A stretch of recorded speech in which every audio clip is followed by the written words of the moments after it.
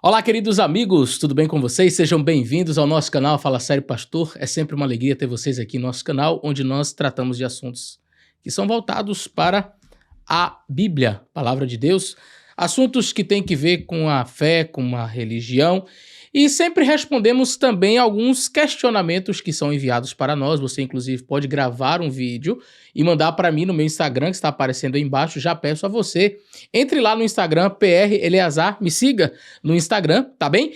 E você pode também mandar algum vídeo sugestivo. É claro, eu não tenho condições de responder todos os vídeos da internet. Eu digo isso porque muita gente me manda muito vídeo. Pastor, analisa esse vídeo. Pastor, dá uma olhada nesse. Eu não tenho como. Mas, vez por outra, eu seleciono um ou outro vídeo e respondo aqui. É o caso do vídeo de hoje. Mandaram para mim um vídeo onde o pastor Elias Soares e um pastor, acho que é Eliseu, alguma coisa, Eliseu, deixa eu olhar aqui que eu tenho aberto aqui, Eliseu Rodrigues, eu acho, eu não conhecia esse pastor, mas eles dois estavam em uma live, em algum momento assim, falando sobre a questão do sábado. Então, eu vou fazer a análise deste vídeo, porque no final, o pastor Elias Soares cita 10 razões para não guardar o sábado. Eu vou mostrar que todas elas são completamente descabidas, sem embasamento bíblico, e a gente vai analisar isso à luz da palavra de Deus. Fica com a gente até o final, já compartilha esse vídeo com seus amigos, porque eu tenho certeza que vai ser uma bênção para eles.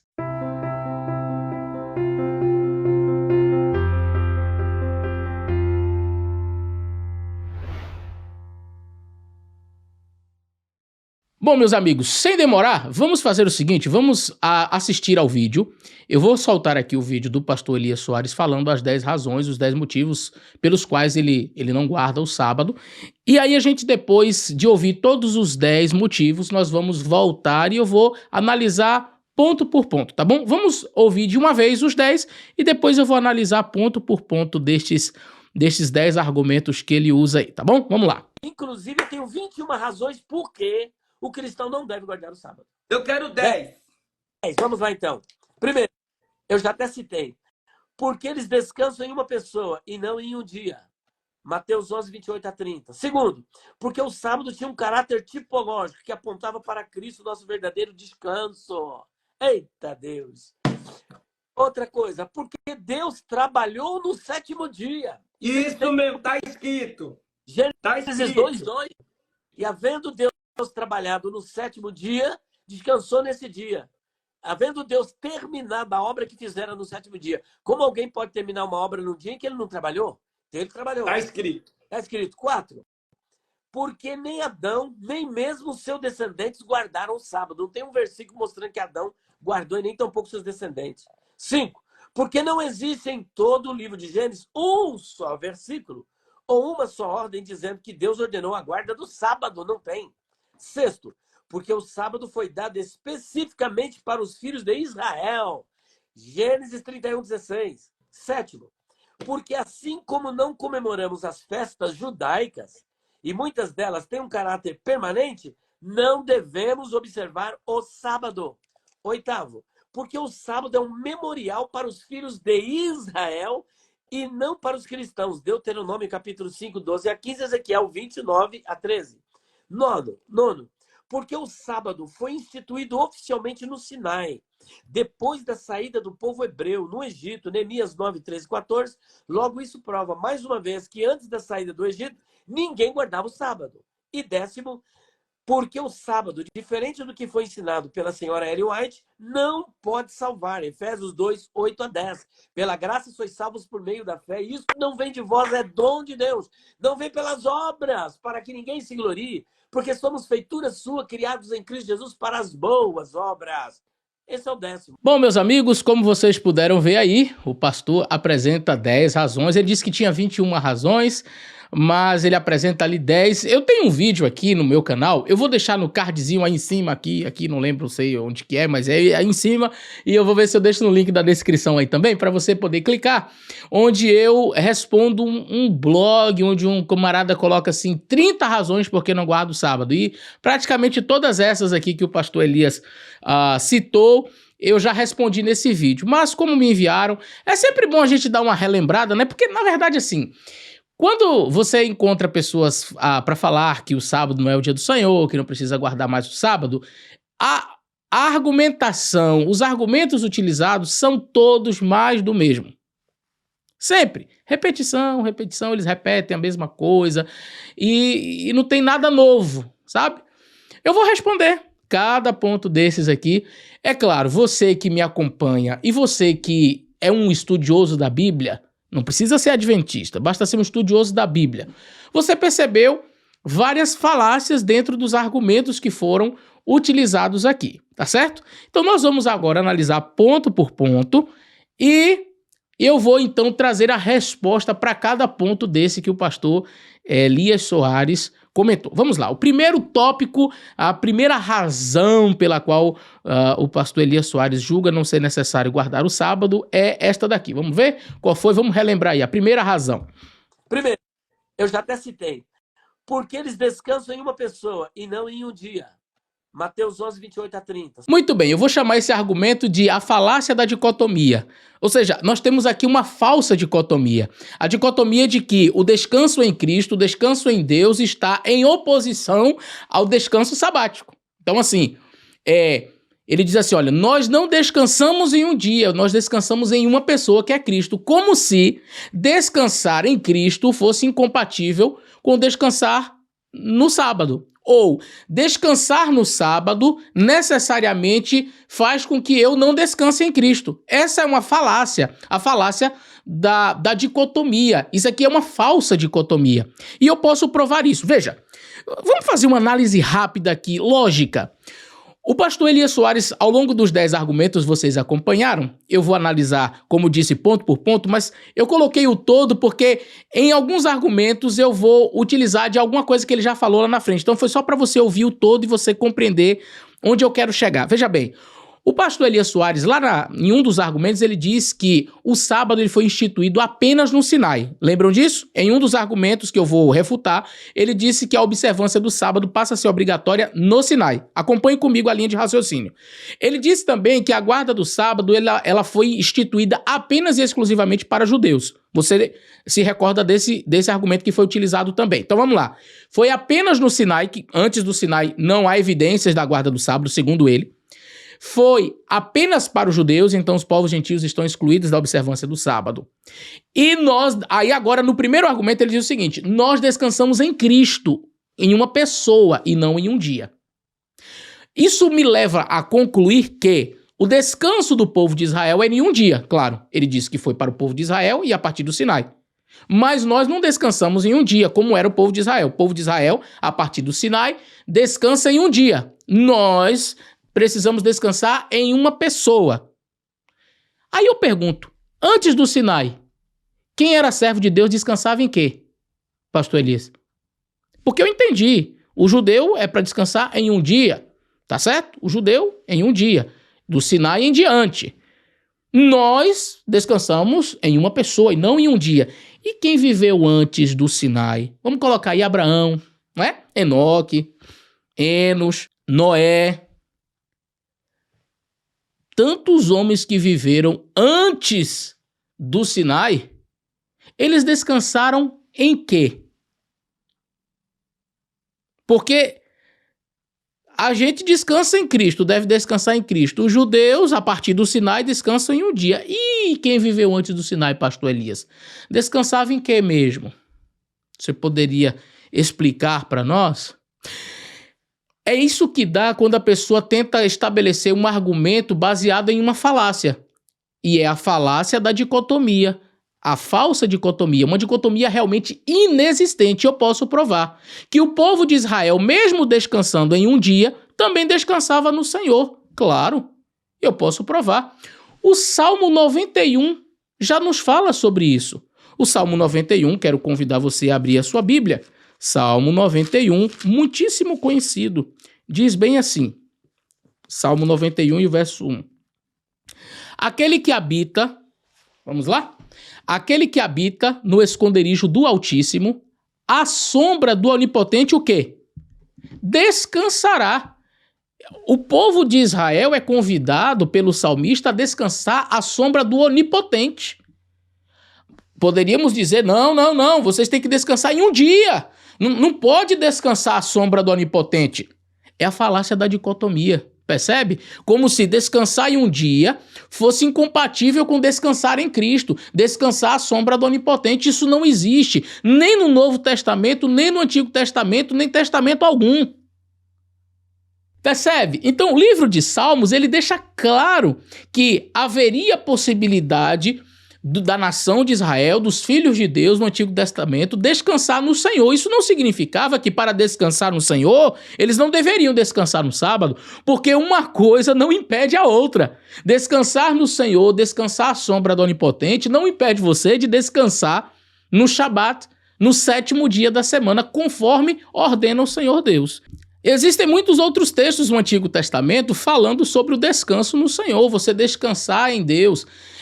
Repito, descansar no Senhor, à sombra do Onipotente, descansar na pessoa de Deus, não é incompatível com a observância do 4º mandamento. Então, esta falácia, este argumento, ele cai por terra. Por quê? Porque no Antigo Testamento, apesar da nação de Israel descansar no sábado, eles descansavam no Senhor. E isso não é incompatível com a observância do mandamento. Da mesma forma que descansar em Cristo, vinde a mim os que estão cansados e sobrecarregados, e eu vos aliviarei. Não impede você, ou não é incompatível com observar o sábado.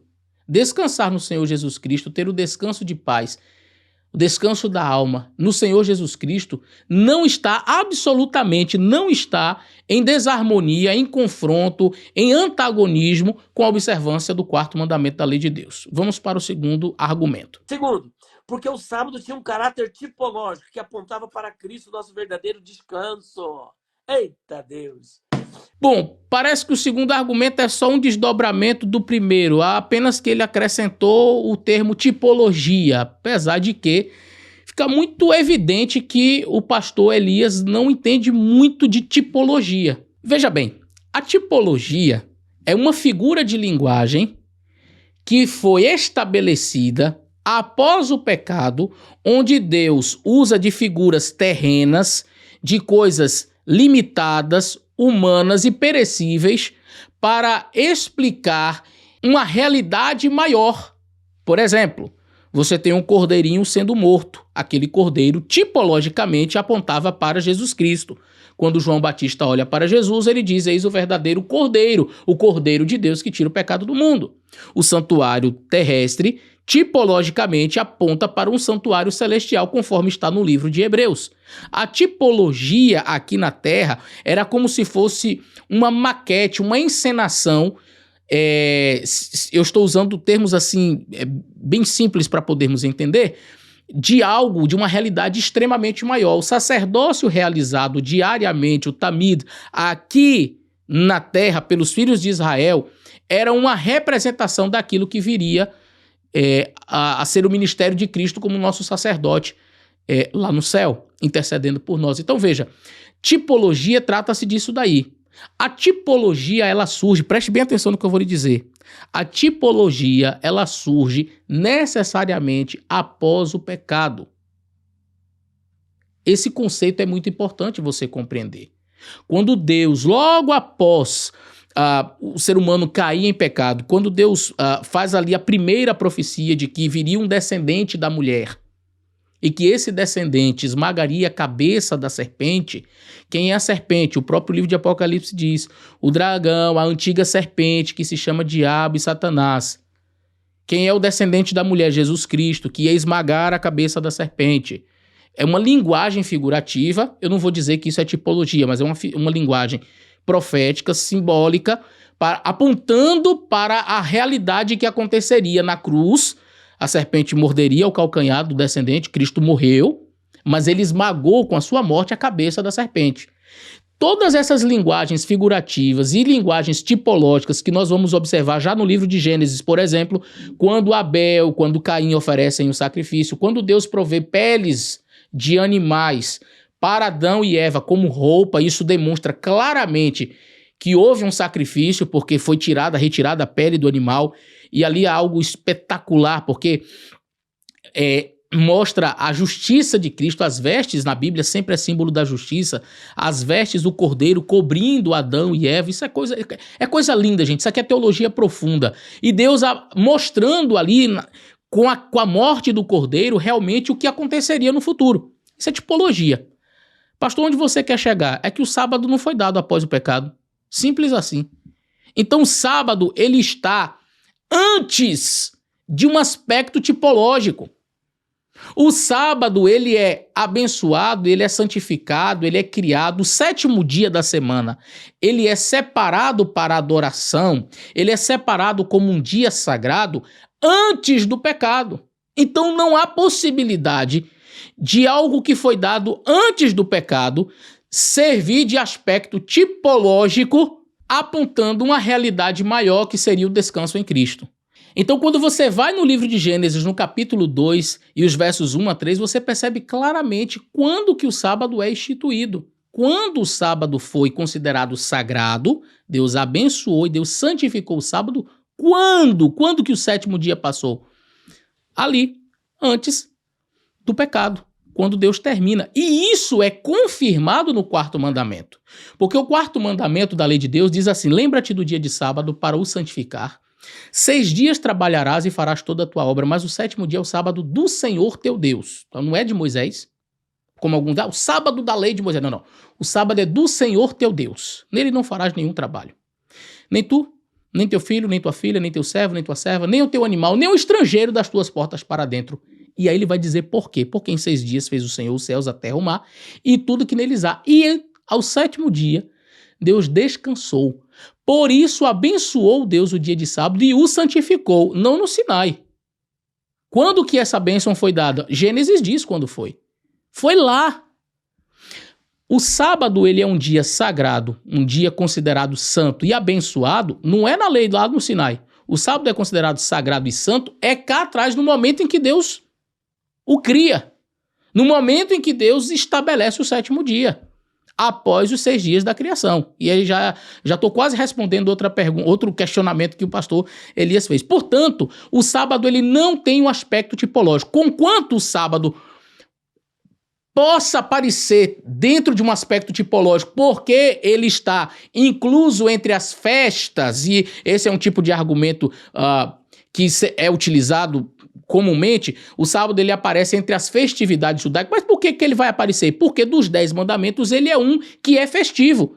E como se tinha outras festas, e o povo de Israel não ficava categorizando o que precisa obedecer, sendo dos 10 mandamentos, esse daqui não é dos 10 mandamentos, então vamos botar em grupos separados. Não.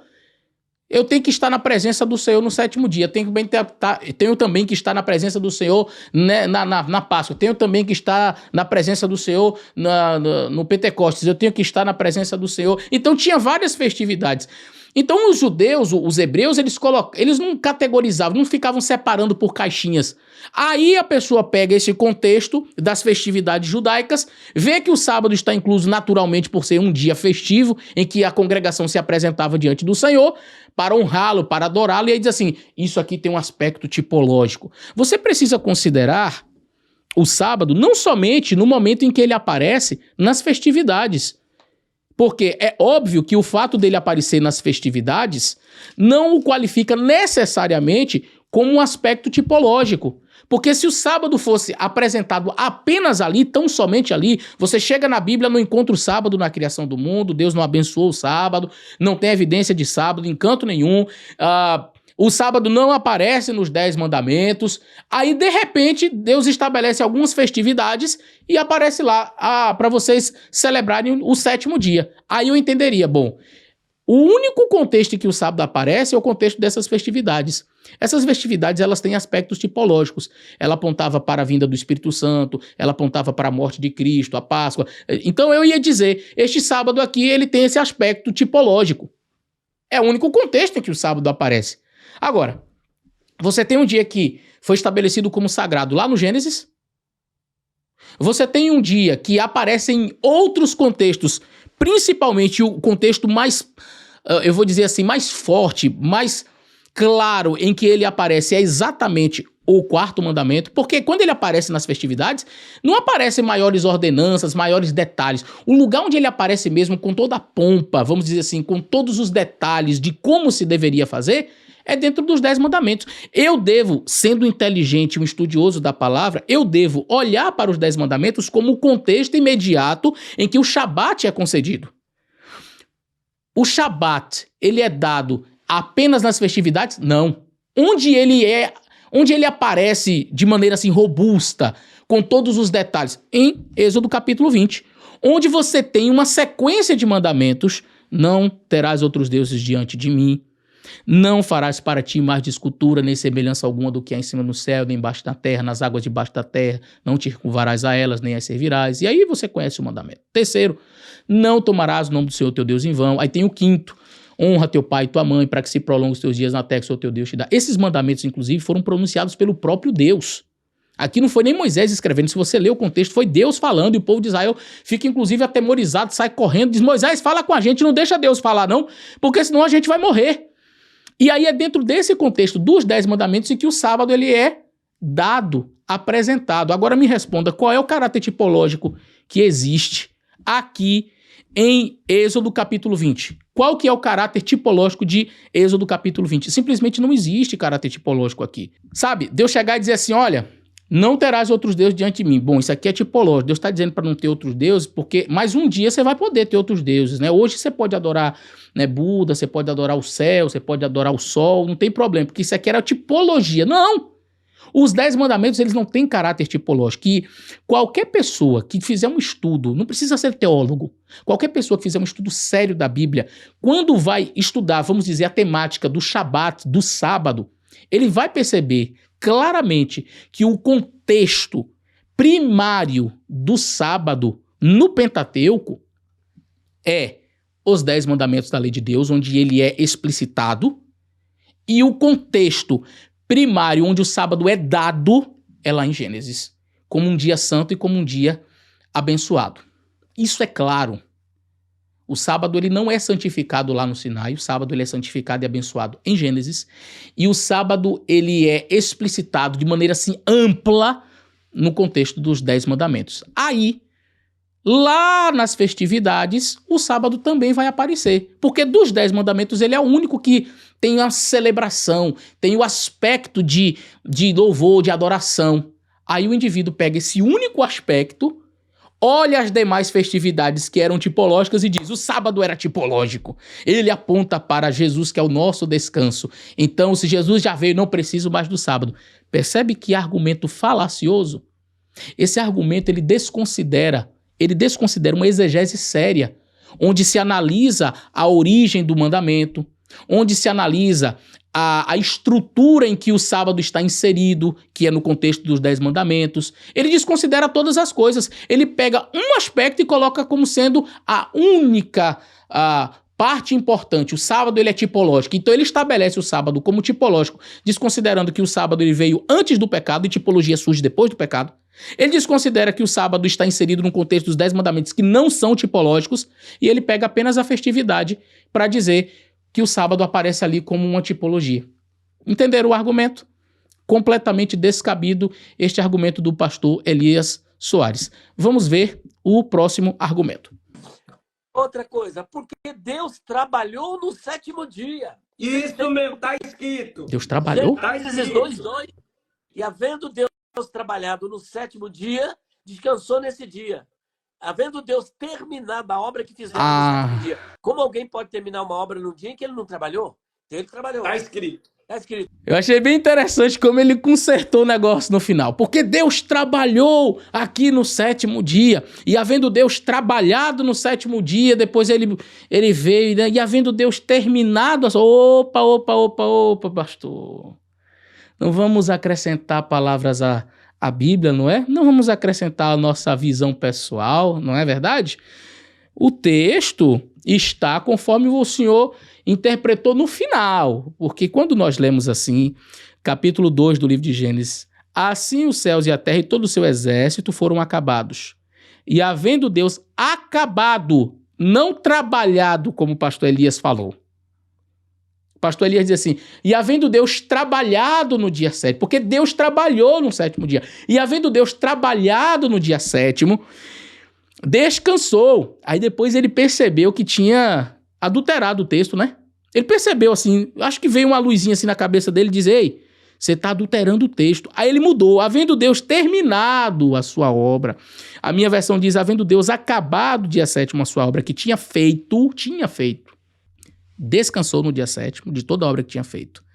Abençoou Deus o dia 7º e o santificou, porque nele descansou de toda a obra que como Criador fizera. Bom, eu vou desconsiderar a leitura enviesada e essa leitura adulterando o texto bíblico que o pastor Elias fez, eu vou desconsiderar porque ele consertou no final, não é? Ele consertou. Mas eu também não posso desconsiderar completamente porque o argumento é baseado nesta falácia, na falácia do adultério do texto. Compreende? O texto, o argumento dele inicial é Deus trabalhou no 7º dia. Então ele vai construir a sua argumentação em cima de Gênesis capítulo 2. Eu não quero citar aquele texto do Novo Testamento, vou explicá-lo, porque naturalmente o pastor pode querer argumentar, mas não é isso que ele está argumentando aqui.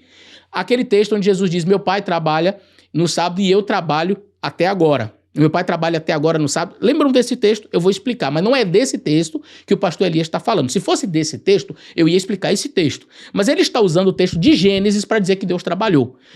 Deixa eu explicar logo o texto lá do Novo Testamento, que não tem a ver com esse contexto, mas como eu citei, é possível que alguém tente dar uma embromada aí, né? Para tentar fazer com que esse texto lá do Novo Testamento caiba na argumentação aqui. Quando Jesus está falando disso sobre o pai dele trabalhar, está falando no contexto de fazer os milagres e as boas obras. Os fariseus estavam chateados com Cristo porque ele estava realizando milagres no sábado. E na cabeça deles, aquilo era considerado um pecado. Por quê? Porque, infelizmente, na época de Jesus, os judeus, eles criaram regras que não existiam no 4º mandamento. Você não pode cuspir no chão, que a terra vai trabalhar. Vai fazer argamassa, vai sugar o seu cuspe, é um trabalho. Você não pode colher uma fruta. Tá com fome, não pode pegar uma fruta e comer. Mas por que não pode? Porque você está fazendo colheita. Então, esse tipo de argumentos, e de leis e de regras, eles simplesmente não existiam. Curar uma pessoa no sábado não podia. Carregar uma cama não podia. Mas onde é que está isso na Bíblia? Em canto nenhum. Está na cabeça do judeu da época de Cristo. E Cristo, quando veio, não veio para desfazer do mandamento, mas ao contrário disso. Veio para mostrar o verdadeiro entendimento do sábado.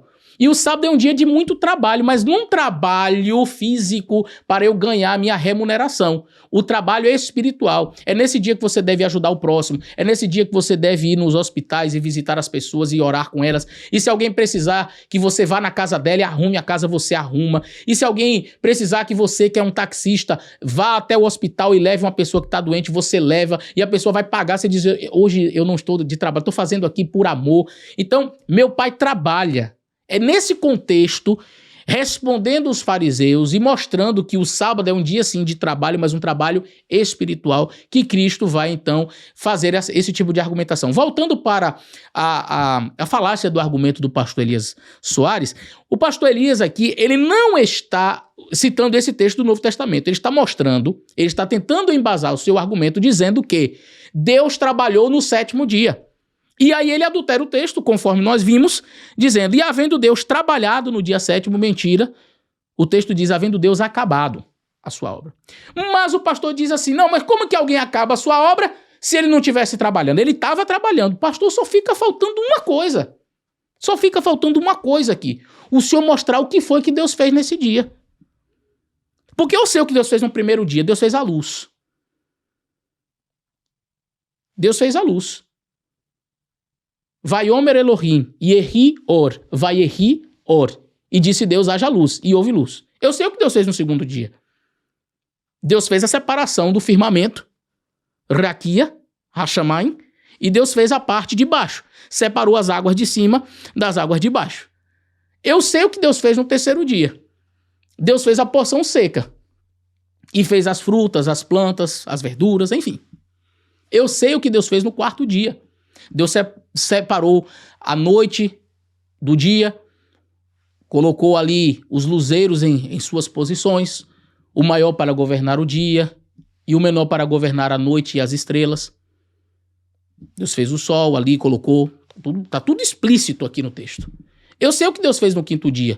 Os animais marinhos e as aves, os animais que voam. E eu sei o que Deus fez no sexto dia.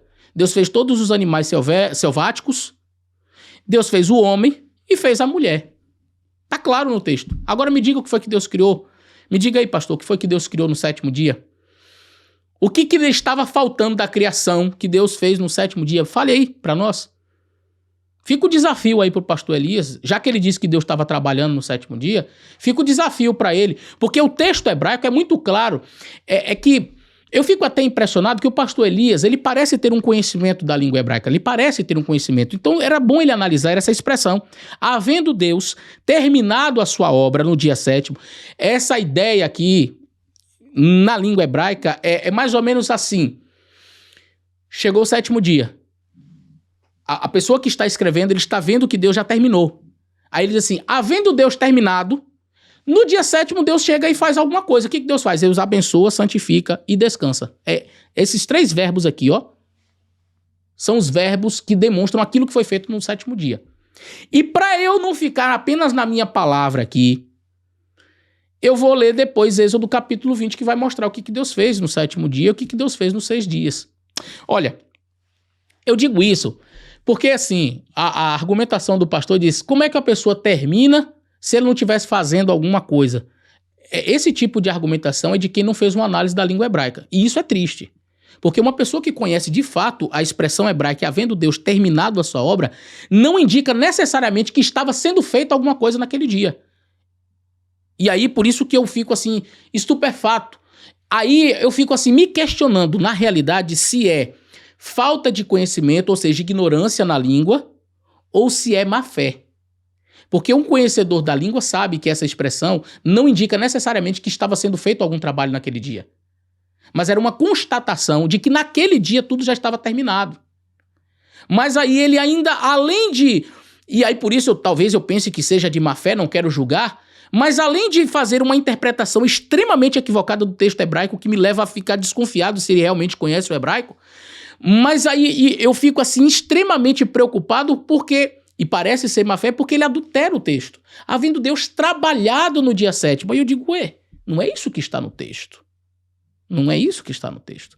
E aí eu fico pensando, será má fé do pastor? Será má fé? É um questionamento que fica comigo. Aí o pastor que tem que responder se é ignorância na língua ou se é má fé da parte dele ao ler o texto. Êxodo capítulo 20, nós já recitamos aqui, mas eu quero ler com vocês. Êxodo capítulo 20. Lembra-te do dia de sábado para o santificar. 6 dias trabalharás e farás toda a tua obra. Mas o sétimo dia é o sábado do Senhor teu Deus. Não farás nenhum trabalho, nem tu, nem teu filho, nem tua filha, nem teu servo, nem tua serva, nem o teu animal, e nem o estrangeiro das tuas portas para dentro. Por quê, pastor Elias? Porque em 6 dias fez o Senhor os céus, a terra, o mar e tudo o que neles há. Pastor Elias, qual foi o trabalho que Deus fez no sétimo dia, pastor? Você vai dizer para nós? Porque o texto aqui é muito claro em dizer assim, em 6 dias, fez o Senhor os céus, a terra, o mar e tudo o que neles há. Tudo o que neles há. Se o tudo não concluiu no 6º dia, então alguma coisa estava sendo feita no sétimo, um trabalho estava sendo feito no sétimo, o pastor Elias tem que dizer qual trabalho foi esse. Porque o texto continua dizendo, por isso, portanto, abençoou Deus o dia sétimo e o santificou.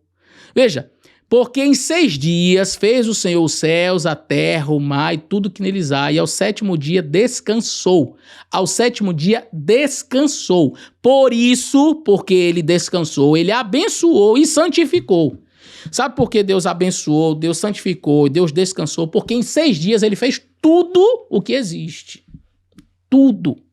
Pastor, olhe, tudo. Então, quando o senhor chega aqui de maneira, desculpa a sinceridade, desonesta e até irresponsável com o texto, dizendo Deus trabalhou no 7º dia, Deus trabalhou no 7º dia, ele não tinha terminado tudo, então ele termina no 7º dia, aí ele vai e descansa, o senhor está sendo, no mínimo, desonesto com o texto. É complicado a gente ficar tendo que argumentar em cima do óbvio aqui. Mas é o que está claro. O pastor Elias não está sendo honesto com o texto. Ele adulterou o texto e depois ele desconsidera até o próprio contexto. Fica o desafio para o pastor mostrar para a gente o que foi que Deus fez no sétimo dia. Eu já mostrei na Bíblia. O que Deus fez no sétimo dia foram 3 coisas. Deus descansou, Deus abençoou e Deus santificou. Vamos para o próximo argumento. Porque nem Adão, nem mesmo os seus descendentes guardaram o sábado. Não tem um versículo mostrando que Adão guardou e nem tampouco seus descendentes. 5.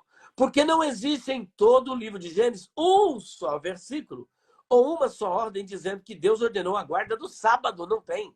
Eu deixei esses 2 argumentos juntos porque, na verdade, um é um desdobramento do outro. Deus não deu a ordenança para Adão e nem para os seus descendentes. E, igualmente, o pastor argumenta de que não há nenhum texto no livro de Gênesis ordenando a observância do sábado, ou seja, nenhum dos patriarcas guardaram o sábado. Então, isso aí é uma argumentação que o pastor Elias usa, e essa argumentação ela está baseada na ausência da evidência. E eu quero dizer uma coisa para o pastor Elias de maneira bem simples. A ausência de evidência não é evidência de ausência. Eu vou repetir. A ausência de evidência não é evidência de ausência, pastor. A ausência de informação não significa que aquela informação não estava presente. E eu vou mudar o mandamento para mostrar ao Senhor que este argumento é igualmente falacioso como os demais. Em nenhum lugar é dito que Deus deu uma ordem para Adão, dizendo: Adão, não adore outros deuses. Adão, você não pode cobiçar. Adão, não farás para ti imagem de escultura. Então, baseado no argumento do silêncio, baseado na ausência de informação, uma pessoa, por exemplo, que é católica e que, por exemplo, venera ali as suas imagens e se ajoelha diante daqueles santos, poderia usar esse mesmo argumento do pastor Elias e dizer assim: não há evidência de que Noé não tenha adorado, não tenha venerado algumas imagens. Noé, ele venerou as imagens de escultura. Aí você diz: não, mas não está escrito isso. Sim, mas não há uma evidência, não há um texto que diga que Deus proibiu Noé de adorar algum tipo de imagem, de se ajoelhar diante de uma imagem. Então, Adão, Noé, Abraão, podem ter se ajoelhado diante de alguma imagem. Não, mas Deus se apareceu para Abraão, né? Deus apareceu para Abraão e disse: eu sou o Senhor. Sim, mas não está dizendo assim, ó, e você está proibido de adorar a imagem. Se nós fôssemos usar isso com os outros mandamentos, honra teu pai e tua mãe. Deus não deu essa ordem antes do Sinai. Então, não está escrito ali no livro de Gênesis, em nenhum lugar está escrito assim: honra teu pai e tua mãe, para que se prolongue os teus dias na terra que o Senhor teu Deus te dá. Então, é óbvio pensar, é lógico pensar que este mandamento não estava em vigor. Portanto, antes do Sinai, os filhos poderiam desonrar os seus pais. Só que quando eu chego para analisar, mesmo não tendo explícito o texto ali, o mandamento, eu sei que este mandamento estava em vigor. O senhor quer ver uma outra coisa muito interessante, baseado nesta falácia da falta de evidência? É a questão do dízimo. Vamos falar sobre dízimo? Pastor Elias, vamos fazer o seguinte: no Novo Testamento, não há um texto sequer, que ordene explicitamente, não implicitamente, explicitamente, porque implicitamente eu vou ter um monte sobre o sábado, mas explicitamente não há um texto que ordene que o cristão, ou seja, aquele que não é judeu, que ele deveria devolver, dar a Deus o dízimo. O Senhor não tem um texto no Novo Testamento explícito onde se ordene a devolução dos dízimos. E preste bem atenção, eu queria que vocês me ouvissem com muita atenção. Eu, Eleazar Domini, pastor da Igreja Adventista do Sétimo Dia, não sou contra a devolução dos dízimos e das ofertas que pertencem ao Senhor. Isso é bíblico. Mas as ordenanças estão claras, evidentes no Antigo Testamento. No Novo Testamento você vai ter uma passagem de Jesus Cristo para os judeus, em que ele estava falando dos fariseus, e ele diz assim: os fariseus, eles devolvem o dízimo do cominho, do coentro, do endro e etc. e eles faltam em outras coisas. Aí Jesus diz assim, olha, vocês devem fazer estas coisas sem omitir aquelas. Pronto. Mas nenhuma passagem para o gentio. Inclusive, a turminha que gosta de criticar o sábado gosta de citar Atos capítulo 15, como sendo um aspecto importantíssimo. Ali, a única coisa que Deus estabeleceu para os gentios. Abstenha-se das carnes sufocadas e do sangue e da idolatria. Não fala de sábado, também não fala do dízimo. Então nós podemos concluir, pastor Elias, que não devemos devolver o dízimo. Lá no livro de Hebreus vai falar que Abraão devolveu o dízimo a Melquisedeque, mas não há uma ordem expressa dizendo assim, todos os gentios devem dar o dízimo. Você pode pegar até o texto paulino que diz que aquele que prega o evangelho, que viva do evangelho. Mas não está explícito dizendo como deve ser, que tem que ser o dízimo. Você pode viver do evangelho como, sei lá, os irmãos da congregação cristã no Brasil, que não devolve dízimo, é só oferta. Ou não dá para viver só de oferta.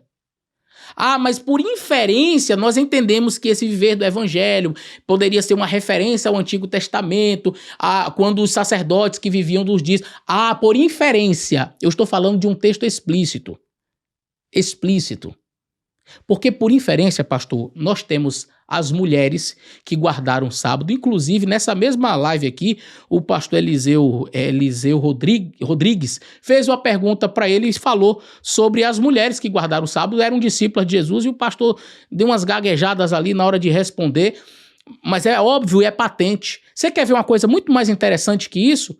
O apóstolo Paulo, no livro de Atos, foi para uma cidade onde não havia sinagogas, mas havia pessoas para estudar a palavra, e no sábado ele sai, porque a cidade tinha muito movimento, fora dos portões da cidade, perto de um rio, onde ele julgava haver um lugar de oração, e ali Paulo prega, sábado.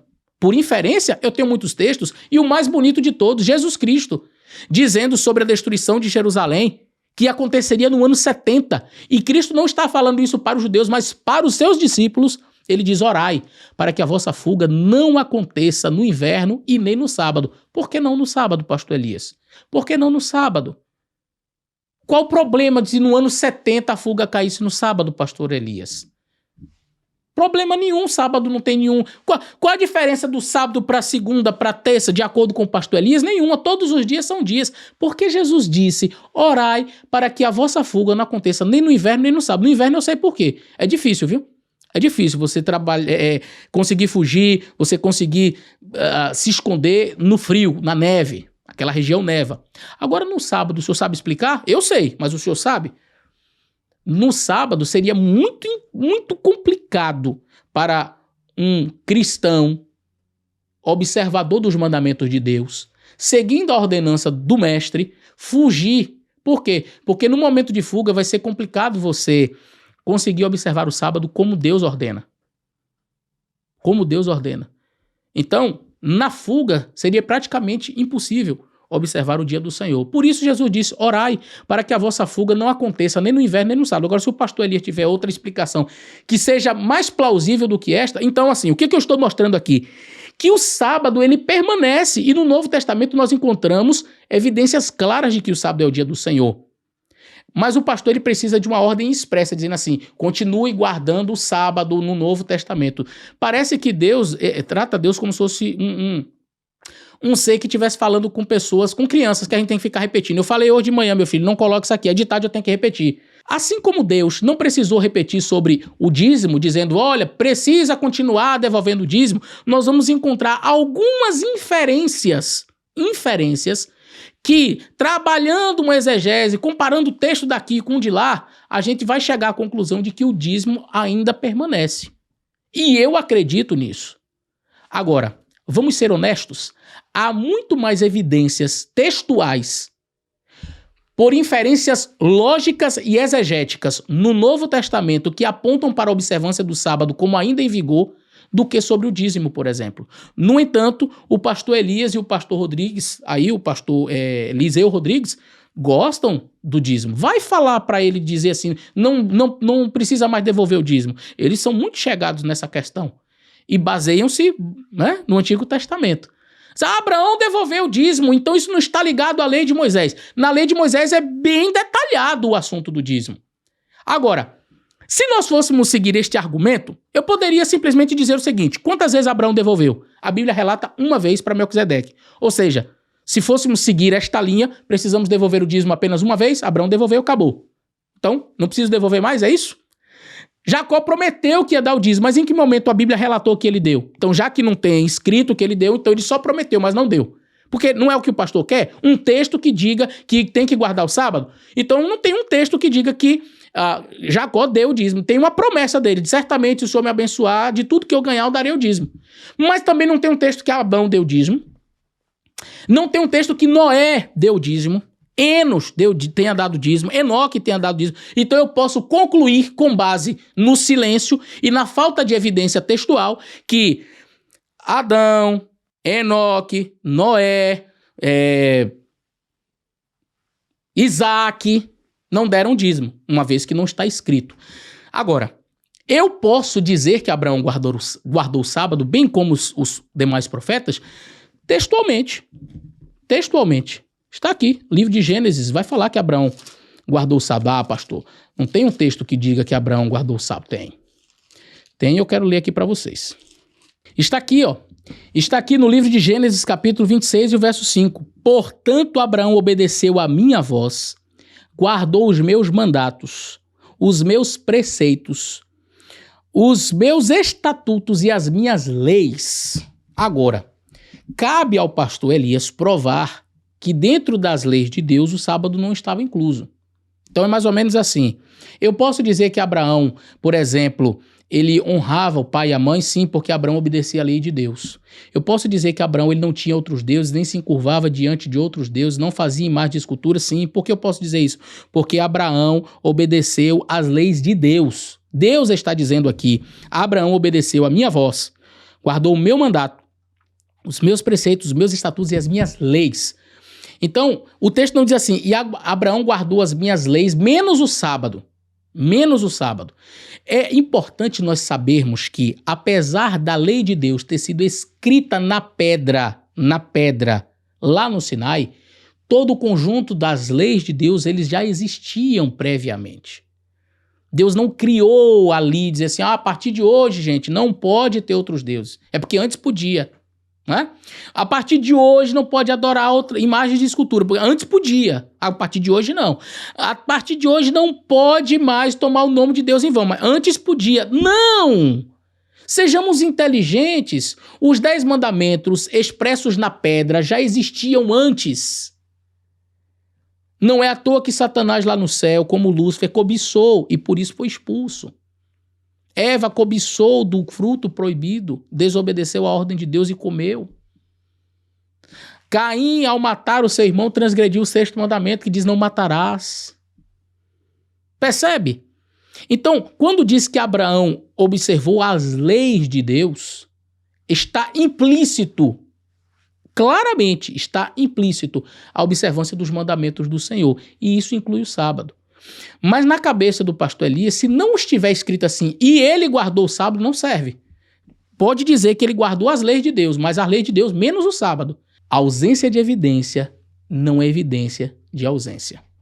Vamos ao próximo argumento. Sexto, porque o sábado foi dado especificamente para os filhos de Israel. Gênesis 31:16. Bom, pastor, não é Gênesis 31:16 não, porque Gênesis 31:16, eu até fiquei curioso com esta referência. Gênesis 31:16 diz bem assim: porque toda a riqueza que Deus tirou de nosso pai é nossa e de nossos filhos. Agora, pois, faze tudo que Deus tem dito. Eu disse: não é esse texto que ele quer. Ele quer Êxodo 31. Êxodo 31.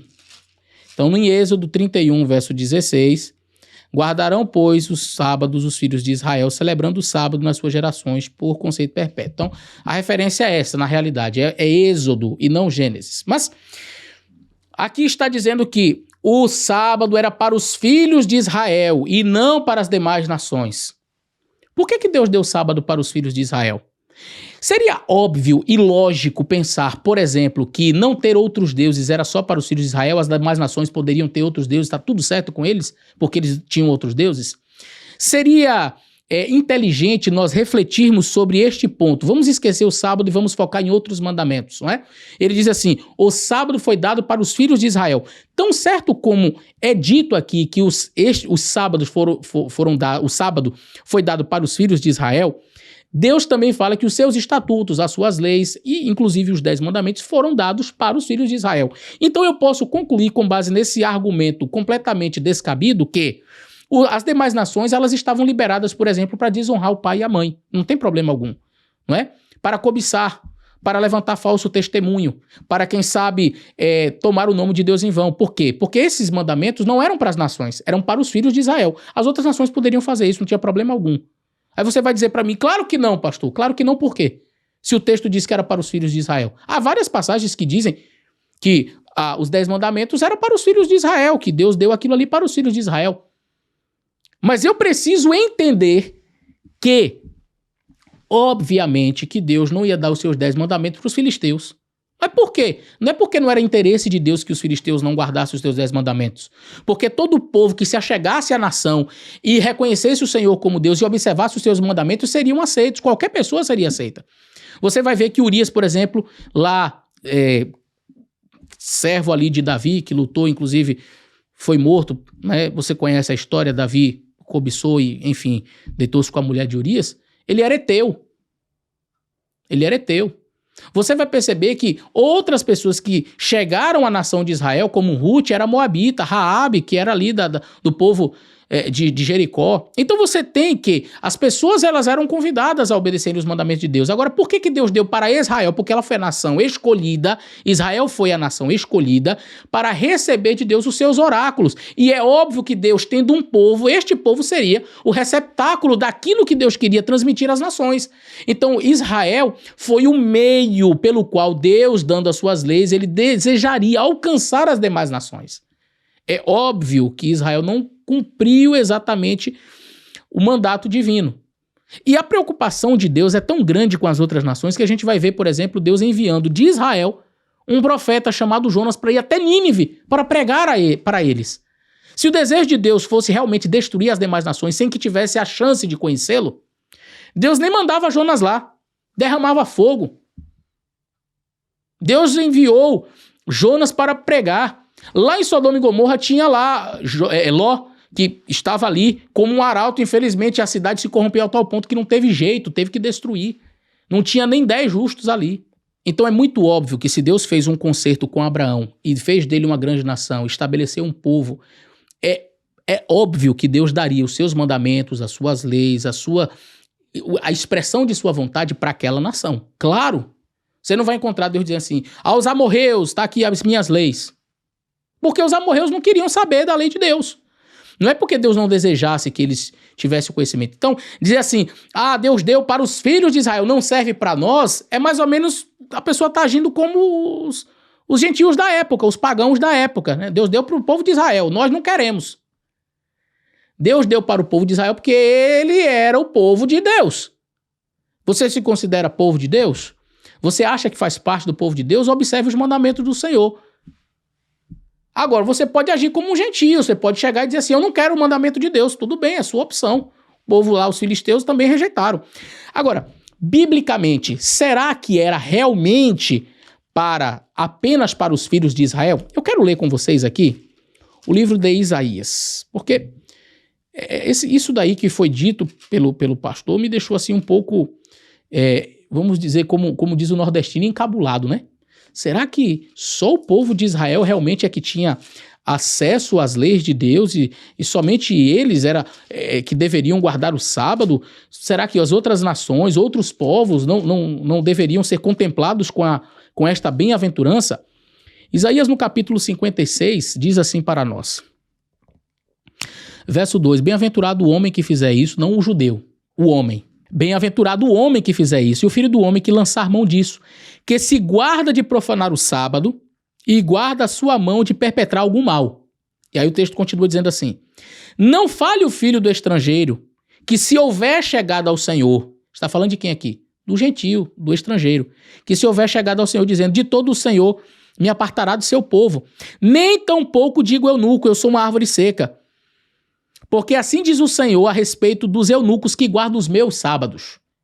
Perceba, Deus não diz assim, do eunuco que guarda os sábados de Moisés, do eunuco que guarda o sábado da lei de Moisés, do eunuco que guarda o sábado do Sinai. Não, do eunuco que guarda os meus sábados, porque eles pertencem a Deus, não a Moisés, não ao Sinai. Eles foram dados no Sinai por Deus. Portanto, aqui, se nós pudéssemos colocar aqui numa relação de genitivo, né, de posse, o sábado ele pertence a alguém. Esse alguém é Deus.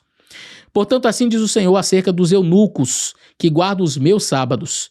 Escolhem aquilo que me agrada e abraçam o meu conserto.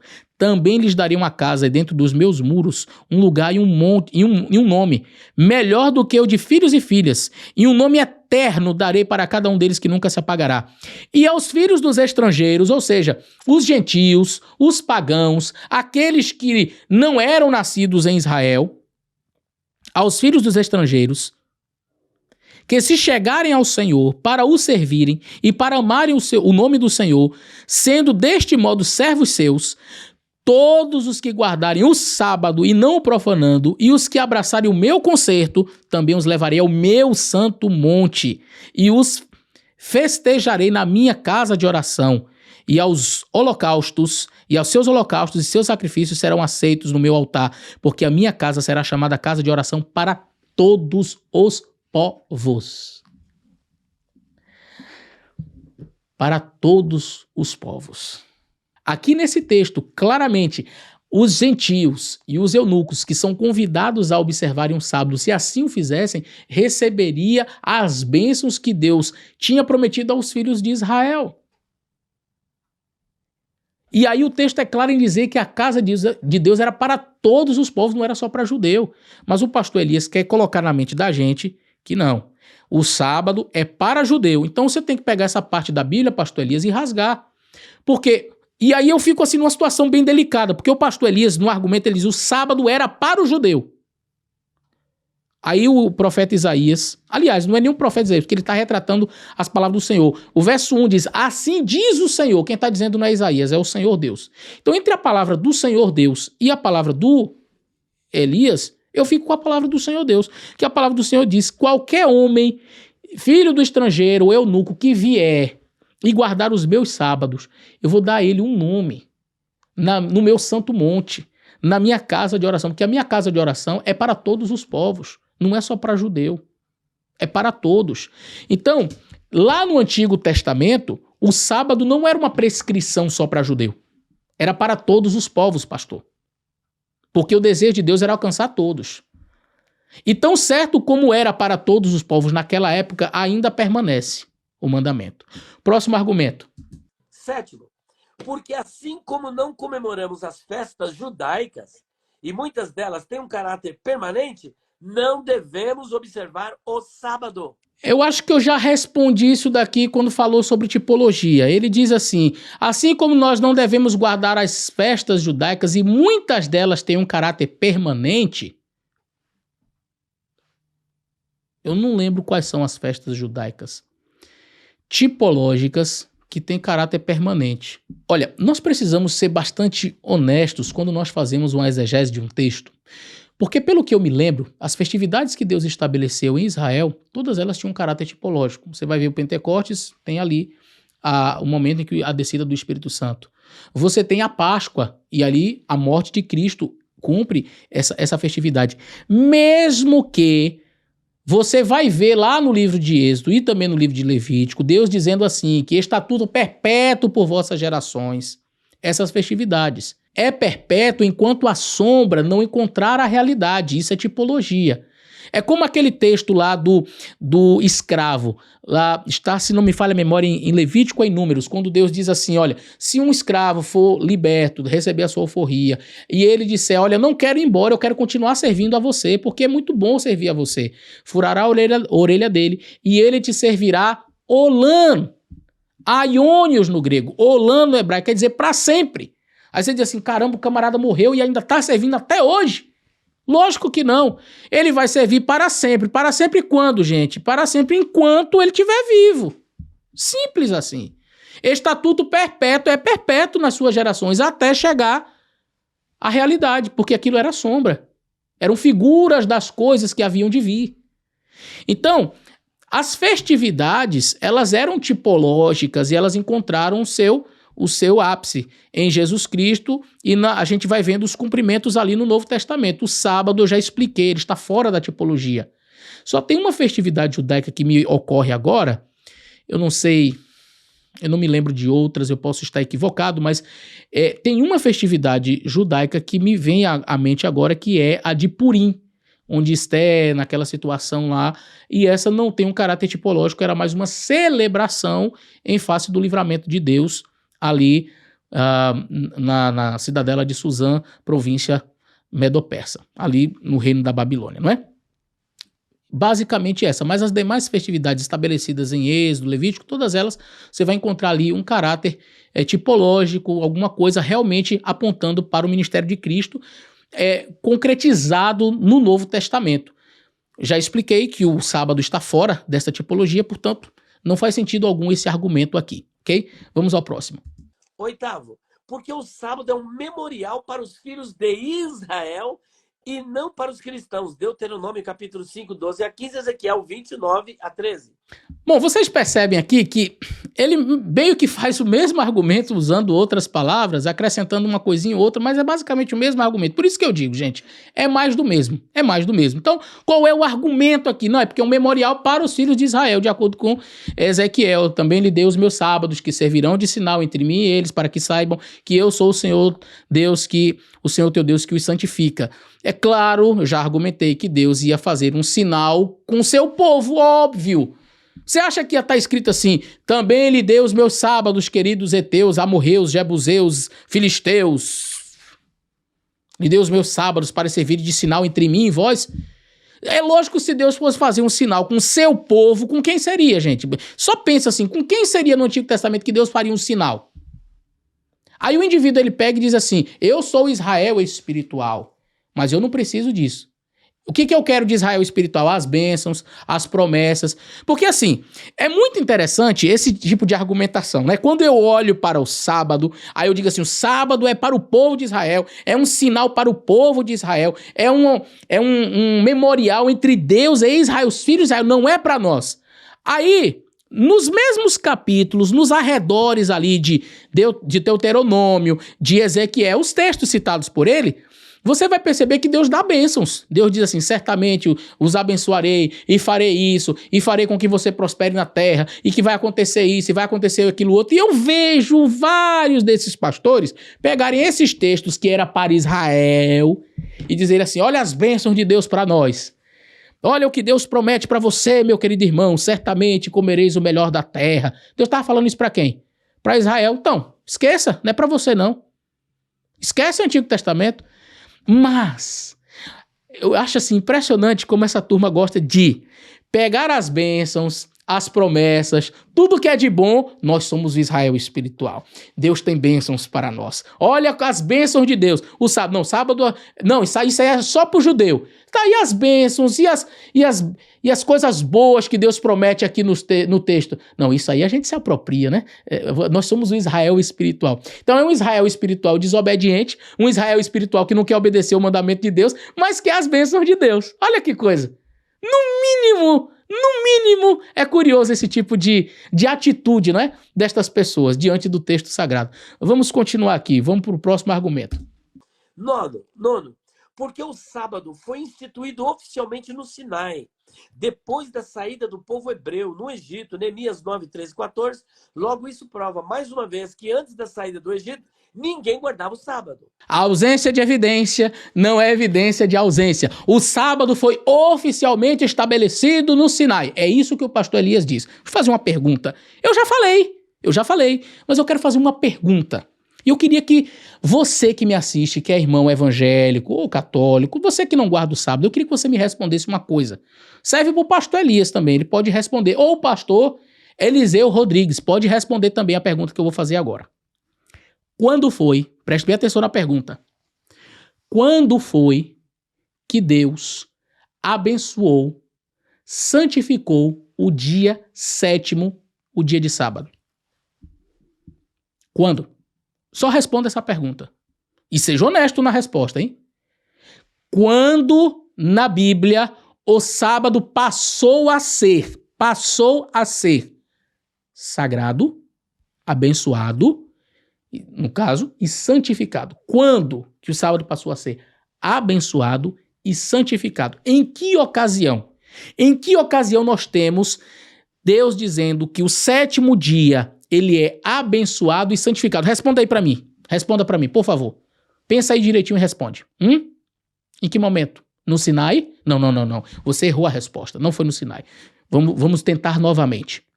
Em que momento na história humana Deus estabelece o sábado como um dia abençoado e santificado? Foi no Sinai? Foi no Sinai? Não foi no Sinai. Lá no Sinai, Deus relembra quando ele abençoou e santificou. Lembra-te do dia de sábado para o santificar. Estou lendo o texto do Sinai. Estou recitando aqui o texto do Sinai. Lembra-te do dia de sábado para o santificar. 6 dias trabalharás e farás toda a tua obra. Mas o sétimo dia é o sábado do Senhor teu Deus. Não de Moisés, não do Sinai. Do Senhor teu Deus. Nele não farás nenhum trabalho. Nem tu, nem teu filho, nem tua filha, nem teu servo, nem tua serva, nem o teu animal, nem o estrangeiro das tuas portas para dentro. Por quê? Por quê? O quarto mandamento diz: porque em 6 dias fez o Senhor os céus, a terra, o mar e tudo o que neles há, e ao sétimo dia descansou. Por isso, abençoou Deus o dia de sábado e o santificou. Então eu tenho que voltar para o Gênesis para confirmar se o que Êxodo está falando é verdade mesmo. Está dizendo que Deus abençoou e santificou, por isso, porque ele fez em 6 dias, então deixa eu conferir aqui. Havendo Deus terminado no dia 7º a sua obra, Gênesis capítulo 2, verso 2, que tinha feito, descansou no dia 7º de toda a obra que tinha feito. Nos 6 dias, né? Conforme o livro de Êxodo. E abençoou Deus o dia 7º e o santificou, porque nele descansou de toda a obra que como Criador fizera. Quando Deus abençoou o dia 7º? Quando? Seja honesto e fale. Quando? Em Gênesis. Quando? Na criação do mundo. Quando? Antes do pecado. Quando? Quando Adão já tinha sido criado. Qual é a relevância disso? É que Adão foi criado no 6º dia, juntamente com Eva. Aí chega o 7º dia, Deus vem. Ele terminou. Havendo Deus terminado a sua obra, ele chega. Está Adão e Eva lá. Eu fico imaginando Adão e Eva felizes. Deus chega no 7º dia. O que Deus vai criar hoje? O que Deus vai criar hoje? Olha, já criou. Quando Adão foi criado, né? Ele já viu tudo pronto. Já tem a luz, já tem o firmamento, já tem as águas, já tem os animais, eu já dei nome aos bichos, já tá tudo aqui. O que falta Deus criar? Deus chegou aqui. Ainda não terminou a semana são 7 dias, ainda não terminou. Aí Deus chega no 7º dia, e aí Deus descansa, e aí Deus abençoou e santificou. Isso não foi feito no silêncio, queridos, não foi feito na mente de Deus, não. Sim, eu abençoo e santifico, só na minha mente aqui, ó. Não. Foi uma bênção proferida. Quem conhece a mentalidade hebraica sabe que bênçãos, elas são proferidas, elas não ficam aqui. Quando eu queria abençoar alguém, sabe, o barar, e não bará do verbo criar. Então, quando Deus queria abençoar, ou quando alguém queria proferir uma bênção, não se profere uma bênção na mente, não. Deus abençoou e santificou aqui, assim, na mente. Ninguém soube. Agora, lá no Sinai é que ele fala. Não, se o texto diz que Deus abençoou e que Deus santificou, isso foi audível, isso foi proferido, isso é lindo, meus amigos. Preste atenção, Adão está lá, Adão é criado já, Eva está lá, e Deus chega no jardim do Éden, naquela perfeição, e Deus profere uma bênção, santificando e abençoando aquele dia. Eu fico imaginando Adão perguntando: Senhor, por que o Senhor abençoou, e por que o Senhor santificou, e por que o Senhor está descansando nesse dia, não está fazendo obra nenhuma?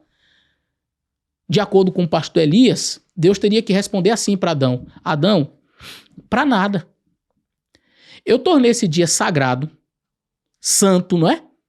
E abençoado para nada. É porque é o seguinte, vocês não vão me obedecer. A Eva vai comer um fruto. Aí você vai comer o fruto também. Aí vai entrar o pecado no mundo. Aí daqui a uns 2 milênios e meio, aí lá no Sinai, eu vou dar os 10 mandamentos. Aí eu tenho que lembrar desse dia aqui, porque em 6 dias fez o Senhor, os céus, a terra, o mar e tudo que eles há. No 7º dia descansou. Aí lá vai ser obrigatório esse dia ser assim um dia sagrado, um dia abençoado, e vocês vão guardar esse dia. Mas até lá eu tô abençoando e santificando pra nada, sabe? É porque Deus costuma fazer as coisas sem objetivo. Deus costuma fazer as coisas sem nenhum tipo de propósito. Não é, pastor Elias? Desculpa a ironia, mas eu não consigo imaginar a cena de um Deus santo descer dos céus, vir à terra, conversar no 7º dia com Adão e com Eva, que já estavam criados, e nesta conversa, Adão e Eva escutam Deus proferir uma bênção, santificando, abençoando o dia 7º, simplesmente para nada. É inconcebível na minha mente esse tipo de argumento. É uma coisa que não entra no meu cérebro. Deus fazer uma coisa sem propósito, ou Deus fazer com um propósito lá para quando o pecado chegar. Como se o sábado já fosse dado esperando o pecado. Pelo amor de Deus, sejamos inteligentes quando nós vamos ler a Bíblia. Precisamos ter responsabilidade espiritual com as almas que nos ouvem, as pessoas que estudam a palavra de Deus, elas nos escutam, e pessoas são enganadas, pastor, com essas mentiras que são proferidas. Eu sou um pouco firme na minha abordagem, queridos, não é querendo ofender ninguém, mas é que eu preciso que você que está do outro lado entenda a seriedade disso aqui. Entenda a seriedade disso aqui. Deus, ele abençoou e Deus santificou o dia 7º lá, no Gênesis, ali, com Adão e com Eva. Simples assim. É óbvio que lá no Sinai, Deus vai ter que repetir isto e colocar na pedra. Por que foi necessário? 400 anos de escravidão no Egito. Você acha que escravo tem dia para descansar? O povo de Israel estava acostumado a trabalhar de sábado a sábado. Deus teve que reeducar o povo em suas leis, em seus mandamentos. Tanto que, antes mesmo de colocar lá na pedra, Deus já derramou o maná. E ele já dizia, isso está em Êxodo capítulo 16, os 10 mandamentos só vão aparecer lá em Êxodo 20. Mas em Êxodo 16, Deus diz assim, olha, vai cair 6 dias na semana. No 7º, no Shabat, é sábado do Senhor. Viu, povo de Israel? É sábado. Nesse dia eu não vou derramar o maná. No 6º dia vai cair dobrado, pegue. Mas no 7º dia não vai cair. Você percebe claramente que ali Deus já estava conduzindo o povo para a sua lei, para o seu mandamento, mesmo não tendo escrito na pedra. Porque, para falar a verdade mesmo, nunca foi interesse de Deus. Percebemos isso ao longo da Bíblia. Nunca foi do propósito divino que a sua lei estivesse em uma pedra. Tanto que Jeremias vai dizer, escreverei as minhas leis no seu coração. Foi necessário ser acrescentada a pedra por causa do povo de Israel. E o período que passou na escravidão, eles não tinham noção mais dos mandamentos. Deus teve que educar o povo. Tanto que Deus, quando colocou na pedra, ainda teve um indivíduo que foi lá, foi colher lenha, foi trabalhar no sábado, e Deus tinha dito para não fazer. Mas o povo estava mal acostumado. Ok? Próximo argumento. E 10º, porque o sábado, diferente do que foi ensinado pela senhora Ellen White, não pode salvar. Efésios 2, 8 a 10. Pela graça sois salvos por meio da fé. Isso não vem de vós, é dom de Deus. Não vem pelas obras, para que ninguém se glorie. Porque somos feitura sua, criados em Cristo Jesus para as boas obras. Ué?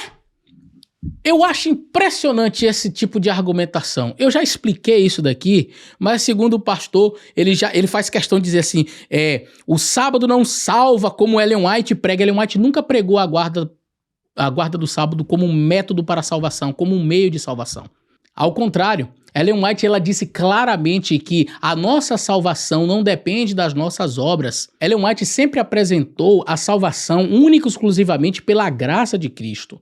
A obediência aos mandamentos do Senhor sempre é um resultado da salvação obtida, como o próprio pastor leu. O próprio pastor, citando Efésios capítulo 2, que diz, pela graça sois salvos por meio da fé, isso não vem de vós, é um dom de Deus, não vem por obras para que ninguém se glorie. Alguém poderia pensar, então, tá vendo? Não por obras, joga as obras no lixo. Paulo diz, não, porque somos feituras suas, somos feituras de Jesus Cristo, de Deus, criados para as boas obras, as quais Deus preparou de antemão para que nós andássemos nelas. Então, as obras, as boas obras, ou seja, a obediência aos mandamentos de Deus, serve para nós não como um meio de salvação, mas Deus criou essas obras para que andássemos nelas. Veja, olha o que Ellen White diz, já que estão falando que Ellen White fala sobre a salvação por meio da guarda do sábado, olha o que diz aqui, se juntássemos tudo que é bom, santo, nobre e belo no homem, e apresentássemos o resultado disso aí aos anjos de Deus, não, nem a Deus, aos anjos, como se desempenhasse uma parte na salvação da alma humana, ou na obtenção de mérito, a proposta seria rejeitada como o quê? Como traição. Ela diz assim também: é imputada a justiça pela qual somos justificados. Aquela pela qual somos santificados é comunicada. A primeira, a justificação, é o nosso título para o céu. A segunda é a nossa adaptação para ele. Só que aí o pastor Elias e os demais que gostam de criticar Ellen White pegam um texto onde Ellen White diz que a observância do sábado implica em salvação ou perdição eterna.